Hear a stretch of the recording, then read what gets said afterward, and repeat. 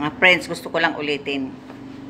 Kasi sa mga sinasabi ni Presi dito, basa nyo yan. Na lahat daw ng kutsi, pinakita sa video na yan, lahat ng kutsi daw nakahilira sa kalsada. Kay Bantag daw yun. Yun pala, sabi ni Bantag, 4 lang daw sa kanya doon. Yung iba, service daw ng mga opisyalis niya na galing sa gobyerno. Gobyerno, siyempre, ang magbigay ng service sa mga ano. Diba? Tapos, nawala na yun. Kasi hinubaran na raw siya, diba? Pinalit si Katapang. Nawala na raw yun. Kinuha na ng gobyerno.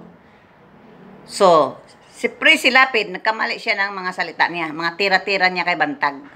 Sumubra siya. Diba?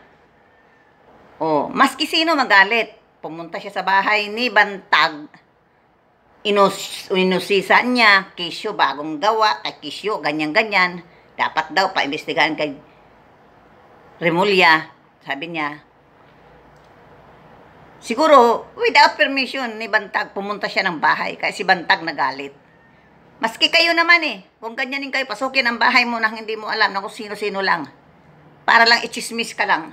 Magagalit ka, di ba? Oo. Kaya wag niyong masyadong husgahan si Bantag. Dahil si Bantag hindi abnormal para hindi magalit sa ginawa ni Presi. Di ba po? Pupunta siya doon. Chichikin niya mga kabuhayan ni Bantag. O bakit? Presidente ba siya? Ang presidente nga hindi nagaganyan In fairness naman kay Bantag, no?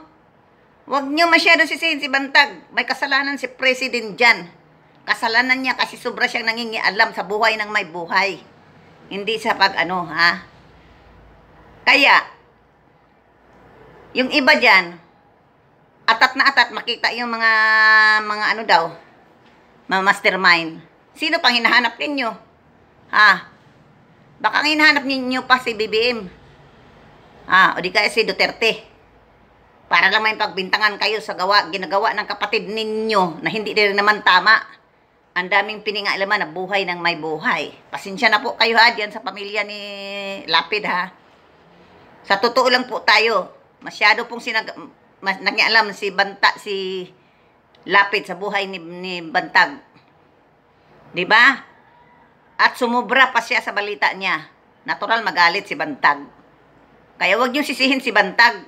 Sisihin niyo rin si Presi Lapid diyan. Dahil sobra siyang nangialam sa buhay ng may buhay. Hindi naman abnormal yung mga tao para hindi magalit sa mga ginagawa niya, 'di ba? 'Di ba kayo nga? Kung pang-alaman yung buhay niyo, pasukin ang bahay mo, walang paalam. Matutuwa kayo?